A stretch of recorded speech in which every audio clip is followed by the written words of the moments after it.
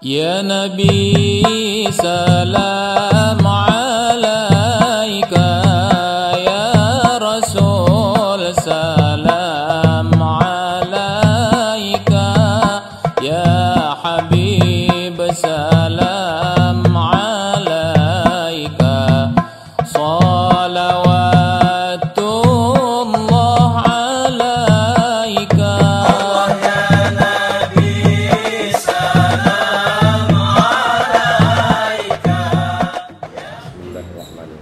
Assalamualaikum warahmatullahi wabarakatuh. Alhamdulillah alladzi bi ni'matihi tatimmus shalihat. Wassalatu wassalamu ala sayyidis sadat wa ala alihi wa ashabihi ahlil fadaili wal karamat. Bapak-bapak, ibu-ibu, hadirin hadirat yang dimuliakan Allah Subhanahu wa ta'ala. Kalau banyak cakap, banyak salah. Kalau banyak salah, kurang malu. Sekarang masuk anak tangga yang ketiga. Man qalla haya'uhu qalla wara'uhu. Siapa yang kurang malunya, maka kuranglah waraknya. Warak. Apa warak ini Pak Ustaz? Payah kalau cerita definisi. Warak menurut etimologi, warak menurut terminologi, warak menurut bahasa, warak menurut kamus. Saya tak mau terjebak pada sesuatu yang ribet, jelimet, susah, payah. Habis waktu menjelaskannya, semua orang mengangguk. Begitu ditanya, apa itu warak? Entah apa warak. Ada anak muda baru lulus PNS, umur 25 tahun. Ustaz Somad, ya, kemarin ada acara di kantor, saya dapat sekian. Acara di lapangan saya dapat sekian. Total semua ini dapatnya Pak Ustaz. Tapi saya tak ada kerja. Nama saya saja masuk, tapi duit dapat. Ini halal tak untuk saya nih Pak Ustaz? Menurut saya yang sudah ngaji, ini tak halal Pak Ustaz. Maka mau saya serahkan ini ke masjid, ke fakir miskin, ke panti jompo. Maka anak muda ini disebut warak. Saya ini apa nama saya nih Pak Ustaz? Kamu warak. Warak artinya sikap menjaga diri dari syubhat dan haram. Itu warak. Tapi kawan-kawannya tak menyebut dia warak. Apa kata kawannya? Bodoh. Selesai acara pengajian arisan di rumah bapak-bapak, saya udah pensiun Pak Ustaz. Bapak kan masih muda. Dari wajahnya nampaknya paling baru 45. Saya udah 50 Pak Ustaz. 58 kan baru pensiun. Saya dikucilkan Pak Ustaz. Gara-gara apa? Kemarin ada proyek besar. Mereka mau bagi 3. 1 M untuk dia, 1 M untuk dia, 1 M untuk saya. Saya tolak. Saya bilang saya tak mau bawa duit haram nih ke rumah. Anak bini makan ini, kemana lah ini sampai? Nanti neraka jahanam menunggu. Sejak itu saya dikucilkan, digosipkan, difitnah. Akhirnya saya pikir saya buka usaha baru. Alhamdulillah sekarang saya nyaman Pak Ustaz. Bapak warak. Menurut Islam bapak warak. Tapi kawannya yang dua itu menyebut dia goblok. Kenapa ente tak mau? 1 M ini bukan senang mendapatkannya. Nih, tapi ini haram friend. Siapa bilang haram? Ustaz Somad bilang haram. Dia kan bilang haram karena tak dapat aja tuh. Halal ini. Gimana cara menghalalkannya? Pergi kita umroh 30 juta, nangis kita di pintu Ka'bah, cincai, selesai. Kok pula payah-payah? Sampai ke Madinah nanti, kita beli tasbih. Subhanallah, walhamdulillah, wala ilaha illallah, wallahu akbar. Nah, selesai. Apalah payahnya? Berapa banyak orang menjadikan agama ini sebagai candu. sebagai laundry, mesin cuci dianggapnya agama. Bapak Ibu yang dimuliakan Allah Subhanahu wa taala. Tapi orang-orang begini nih dijumpakan Allah sama saya. Langkah rezeki, pertemuan, maut, kuasa Allah. Saya tak mencari dia, dia tak mencari saya. Allah mempertemukan kami dalam banyak momen. Ketemu anak muda, wara, somad. Ente sangka wara itu cuma ada zaman Umar bin Khattab. Ente sangka wara itu Abdullah bin Umar yang mencongkel korma dari mulutnya karena takut makan haram dan syubhat. Ente sangka wara itu adalah Ibrahim bin Adham karena takut memakan kurma yang satu tumpuk merubah karamahnya. Bukan. Di zaman 2017 ini pun masih ada yang wara. Perempuan cantik, jilbabnya panjang. Ustadz, ya, saya disuruh mama saya pacaran, tapi saya tak mau. Perempuan wara ada. Nomornya Pak Ustaz, tak saya simpan pula. Inilah yang jadi masalah. Nangkene rusai. Banyak anak-anak muda ini. Jangan sibuk kalian mencari. Allah akan pertemukan kalian dengan yang wara. Cuman masalahnya tak semua muda, banyak juga udah tua baru jumpa. Wara. Datang saya ke hakim, Pak Ustaz. Tolonglah Pak Hakim, ringankanlah hukuman anak saya ini Pak Hakim. Ini duitnya. Senyum Pak Hakim tuh Pak Ustaz. Apa kata dia? Saya tidak mau kasih anak saya, bini saya makan haram. Bawalah pulang duitnya Pak. Masih ada lagi? Ada. Di mana? Di Pekanbaru. Alamatnya Pak Ustaz? Tak pula boleh diceritakan. Ada Pak Ustaz? Ada. Anak Bapak di mana? Anak saya yang satu di Yogyakarta, yang satu lagi di Jakarta. Kuliahnya di mana? Trisakti. Tapi anak saya itu ngeluh Pak Ustaz. Pak, masa kuliah di Trisakti naik angkot, macet, panas, yang lain naik mobil pribadi. Nah, sabar ya nak. Kalau menurut setingkat level pangkat saya nih Pak Ustaz, ini sudah punya mobil anak saya itu satu-satu. Jadi anak bapak-bapak biarkan naik angkot. Iya Pak Ustaz. Kenapa tak bapak belikan mobil? Duit bapak kan banyak. Saya tak ingin mereka menikmati uang haram dalam hidup mereka Pak Ustaz. Ada orangnya. Tak perlu saya cari. Tak pernah saya cari-cari. Apakah bapak wara? Enggak. Allah ingin menunjukkan, hai Abdul Somad, yang kau baca di buku, yang kau dengar di Quran, yang kau perhatikan dalam hadis Nabi, teori, tulisan di atas kertas, real nyatanya ada. Ini dia hamba-hambaku yang wara itu masih ada. Tapi spesiesnya, bicara tentang orang wara sama bicara tentang Jurassic Park. Manusia-manusia yang perlu dibudidayakan karena dia sudah minim. Hari ini orang berlomba-lomba hilang waraknya. Hilang warak. Kenapa? Hilang malu. Kenapa? Banyak salah. Kenapa? Banyak cakap. Banyak cakap, banyak salah, kurang malu, kurang warak. Akhirnya kita pun heran. Kenapa dia hantam kromo pantai sana, cedok sini, cap gayung, cedok sana, cedok sini, cedok sana, cap tupai, lompat sana, lompat sini. Dulu ada namanya uang tunjang, sekarang tak cuma tunjang, buat sikut, duit sipak, duit tanduk, duit sundul, pantai saja semua. Ini tak boleh ente ambil ini. Kalau ente warak, ente selamatkan anak istri ente. Jarang-jarang dapat begini Pak Ustaz. Inilah hadiah dari Allah. Baru kemarin saya berdoa, ya Allah, memang kabul doa ini Pak Ustaz. Tak bisa dia membedakan antara ujian keimanan dengan nikmat rezeki. Asal dalam bentuk materi rezeki. Kata Syekh Muhammad Mutawalli Asy-Sya'rawi, ketika dia halal membawa engkau kepada yang halal, itulah rezeki. Tapi ketika dia haram membuat engkau masuk neraka jahanam, maka dia sesungguhnya adalah azab berbungkus nikmat. Kau sangka dia nikmat. Hari ini orang tak bisa membedakan mana nikmat, mana laknat, mana rezeki, mana ujian.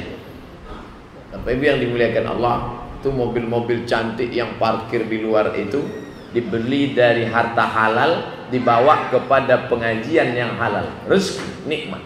Tapi yang parkir di sana, di depan karaoke, dibeli dari yang haram, dibawa ke tempat yang haram. Dia sedang azab. Tapi orang yang tak bisa membedakan, dia sangka ini nikmat, itu pun nikmat. Bukan. Berapa banyak orang sedang diazab tapi menyangka sedang dapat nikmat. Inilah musibah di atas musibah. Alhamdulillah ya, hidup ente sekarang banyak nikmat. Itulah aku pun heran. Padahal aku tak pernah ke masjid. Mungkin Tuhan tu lupa nampak.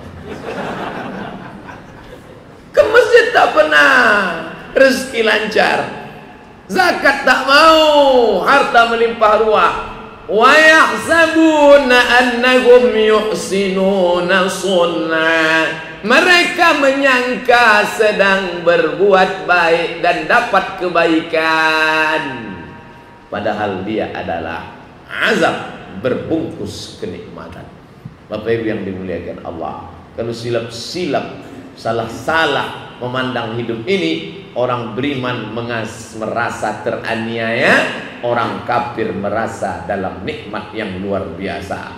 Raja Hercules pakai jubah dari sutra, pakai gelas emas, pakai piring emas, di atas meja emas, di tempat istana yang megah dan mewah. Muhammad sallallahu alaihi wasallam, Sayyidul Anbiya wal Mursalin, tidur di atas sarir tempat tidur, bangkit dari sarir berbekas bahunya. Kenapa? Pelepah korma yang dianyam. Orang yang menganggap nikmat, kalau begitu Raja Romawi dapat nikmat, Muhammad dalam azab. Karena pandangan standar dia materi. Siapa yang dapat materi, dapat nikmat. Siapa yang tak dapat materi, sedang diazab. Kalau begitu Muhammad sedang diazab, dan Raja Romawi dan Persia sedang dapat nikmat. Cara pandang ente mesti dirubah. Berapa banyak orang salah pandang, gara-gara salah pandang salah cakap, gara-gara salah cakap salah sikap, akhirnya salah dalam berbuat. Betapa ngerinya hidup yang singkat diisi dengan perbuatan yang salah, hanya gara-gara salah cara memandang hidup.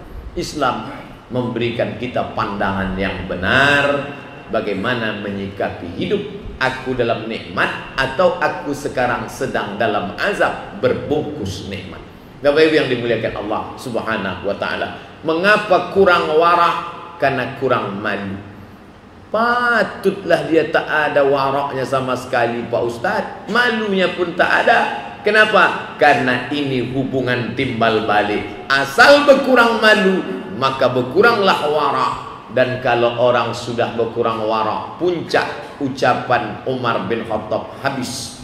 Man qalla haya'uhu, siapa yang kurang malunya, qalla wara'uhu, hilang waraknya. Man qalla wara'uhu, siapa yang hilang waraknya, mata qalbuhu, mati hatinya. Hadis. Game is over. Kalau sudah mati hati, jasad tak mati. Inilah dia mayat gentayangan. Apa namanya? Zombie. Itulah yang berada di kantor kita, di pasar kita, bahkan mungkin satu tempat tidur dengan kita. Orang-orang yang hatinya sudah mati, tak tergerak sama sekali. Innaka la tusmi'us summa, kau tak bisa membuat orang mati bisa mendengar. Bingung saya baca ayat ini Pak Ustaz. Masa orang mati tak bisa mendengar? Kalau orang mati tak bisa mendengar, kenapa ada ucapan salam untuk kubur? Assalamualaikum ya ahlad diyar minal mu'minin wa inna insyaallahu bikum lahiqun yarhamullahul mustaqdimina wal mustakhirin nas'alullah lana wa lakumul afiyah. Doa apa yang Ustaz baca tadi? Doa lewat kubur. Tapi kami selama ini pendek aja. Assalamualaikum ya ahlal kubur, itu doa winzip namanya. Ada program bisa doa itu di press. Ente pendek betul bacanya. Masih syukur aku baca pendek, kawanku tak baca lagi. Katanya orang mati tak bisa dengar. Kenapa ada doa lewat kubur? Orang mati tak mati, jasadnya mati. Wala taqulu liman yuqtalu fi sabilillahi amwat. Jangan kau katakan mereka mati. Bal ahya, mereka hidup.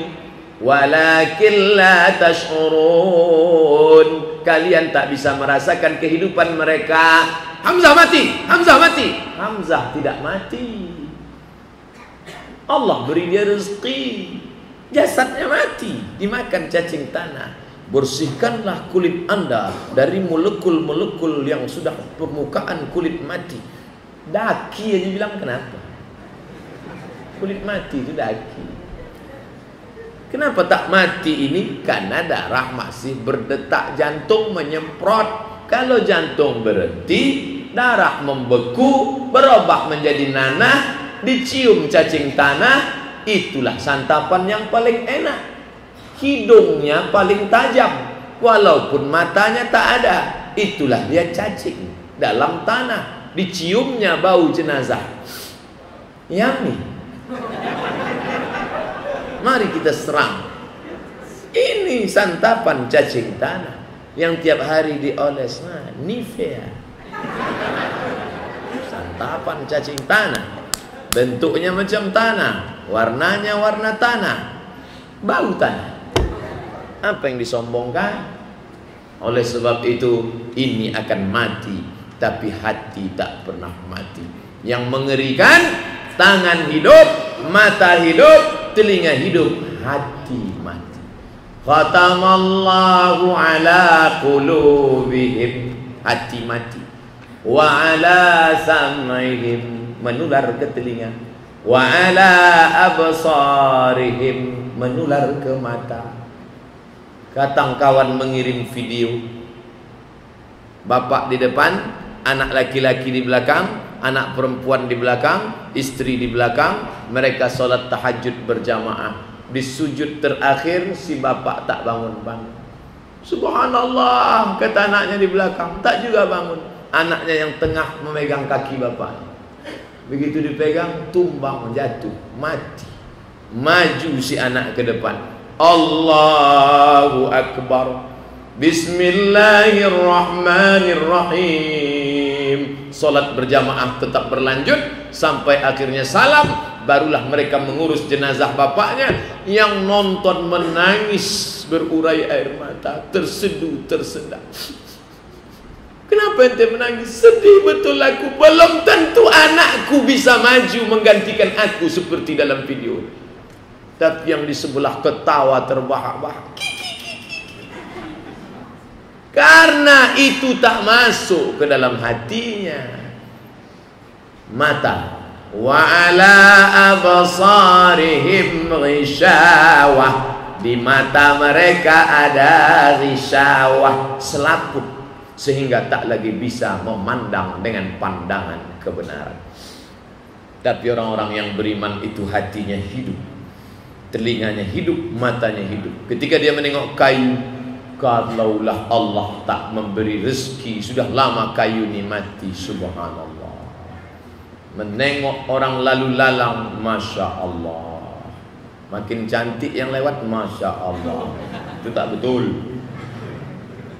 Jadi tak semua orang itu betul dalam ucapannya, benar dalam pandangan syariat. Orang yang benar adalah menundukkan pandangan, ghaddul basar. Bapak Ibu yang dimuliakan Allah Subhanahu wa taala, maka jangan heran kita menengok orang. Heran saya Pak Ustaz, tak bergerak sama sekali, dia tak bergeming menengok video Syam organizer yang ditontonkan itu. Kami semuanya sudah sedih, dia santai aja, macam tak ada masalah. Kami menangis keliling, bukan dia ikut menangis, di fotonya pula kami. Teman-temanku menangis, aku heran kenapa mereka menangis ya. Hatimu sudah mati mas bro. Kau sudah lama mati sebetulnya. Hanya saja jasadmu masih hidup. Itulah yang lebih mengerikan daripada kematian. Berapa banyak orang mati tetap diingat. Haji Abdul Malik Karim Amrullah 37 tahun yang lalu sudah meninggalkan kita, tapi sampai hari ini dia tetap hidup. Hamka tak pernah mati di hati para penggemarnya. Menangis seorang anak muda mengenang Hamka. Kenapa? Dia sedang terombang-ambing di atas perahu menonton hayati yang ditinggalkan oleh Zainuddin. Tenggelamnya kapal Panderwi. Luar biasa Hamka itu dengan kata-katanya. Yang satu menontonnya matanya, yang satu pula membaca novelnya. Oh, di atas pesawat, mau berangkat pesawat membaca, mau nangis anak gadis itu membaca. Apa yang kau baca? Tenggelamnya kapal Panderwi. Begitu indah bahasa Buya Hamka, masuk ke dalam mata, menikam jantung hati yang paling dalam, menetes air mata. Tapi tak semua air mata itu ungkapan kegelisahan, kegundahan dalam hati. Karena buaya juga menangis kalau sudah makan terlalu kenyang. Buaya itu tak ada pori-porinya. Maka cara mengeluarkan keringatnya bagaimana? Keluar dari mata. Maka disebutlah air mata. Bapak Ibu yang dimuliakan Allah Subhanahu wa ta'ala. Heran saya nih Pak Ustadz. Dia baru pulang umroh Pak Ustadz. Baru 3 hari pulang umroh, udah pakai celana pendek. Jangan heran, dia adalah mayat yang tawaf. Apakah mayat diterima amal ibadahnya? Tak diterima. Idza mata, kalau orang mati inqata'a, putus. Patutlah tak berpengaruh, tak berefek. Mbak, kemarin waktu di Mekah jilbabnya panjang, kok sekarang malah pakai rok pendek? Tuntutan skenario. Engkau sudah mati lama. Mathalul ladzi yadhkurullah wal ladzi la yadhkurullah. Orang yang ingat Allah hatinya hidup, dan orang yang tak ingat Allah hatinya mati. Maka hidup dan mati bukan dilihat dari respon. Apa kata guru biologi? Orang hidup orang yang makan, orang hidup orang yang minum, orang hidup orang yang menerima respon, orang hidup orang yang bisa menerima rangsangan ilmu biologi. Tapi orang yang hidup adalah orang yang hatinya. Yang pertama kali mati bukan mata, yang pertama kali mati bukan tangan. Banyak saudara kita diuji Allah kesehatannya, stroke sebelah, kata dokter mati sebelah, tapi hatinya tak mati. Dia tetap minta antarkan ke anaknya, bawakan aku ke masjid. Si anak membelikan kursi supaya jangan terlalu besar mengambil porsi tempat sajadah, dibelikan kursi yang kecil. Duduk si bapak. 15 menit menjelang azan sudah duduk. Badannya boleh mati sebelah, tapi hatinya tak mati. Tapi ada yang sehat, segar bugar. As-salatu khairum minan naum. Tak datang. Mestinya dia malu tak datang, tapi dia tak ada sedikit pun malu, malah menyalahkan muazzin. Kau kenapa tak datang semalam? Muazzin kita tu tak betul, lagunya pula terlalu lembut. Aku sebenarnya udah bangun, tapi karena dia minan naum. Datang Pak Ketua manggil muazzin. Muazzin sini, ente salah. Muazzin tu pula yang salah. Besok robah lagu ente ya. Iyalah Pak. As-salatu khairum minan naum. Tetap juga tak datang. Karena bukan telinga itu mati, tapi ada yang lebih hebat daripada telinga. Ala fil jasadi mudghah, di dalam badanmu itu ada segumpal. Idza salahat salahal jasadu kulluh, kalau dia hidup yang lain ikut hidup. Wa idza fasadat, kalau dia mati yang lain ikut mati. Lumpuh, sakit, buta, dimandikan oleh suami, tapi dia tak pernah berhenti baca Quran. Orang buta mana bisa baca Quran? Minta belikan Quran Braille. Bismillahirrahmanirrahim. Ar-Rahman. Tidak dengan mata. Allamal Quran. Yang sehat tak pernah buka Quran sama sekali. Kenapa? Hati itu sudah lama mati. Kalau suami punya istri hati mati, maka serumah dengan zombie. Tapi zombie yang cantik. maka anak daripada zombie adalah hantu. Jangan heran, macam hantu anak saya ini Pak Ustaz, ya. Yang lajang-lajang, carilah perempuan yang hatinya bercahaya. Kenapa begitu? Karena dialah yang akan hidup, tak akan lapuk, tak akan lekang karena panas, tak lapuk karena hujan. Bertuahlah kalian yang belum nikah. Adapun yang sudah, jaga-jaga aja. Jangan pula gara-gara ini nampaknya saya harus mencari yang hatinya hidup, Pak Ustaz. Jihad luar biasa, menghidupkan hati, bangunkan dia di tengah malam. Adinda, ayolah kita sholat Adinda. Jangan, abang pun baru 2 kali pengajian udah pandai pula bangun-bangunkan. Begitulah. Sabar, sabar. Ayolah bang, ganti pakai celana jeans sana. Malulah, masa pakai koko kita mau ke mall nih. Nggak maco tau. Hati sudah mati.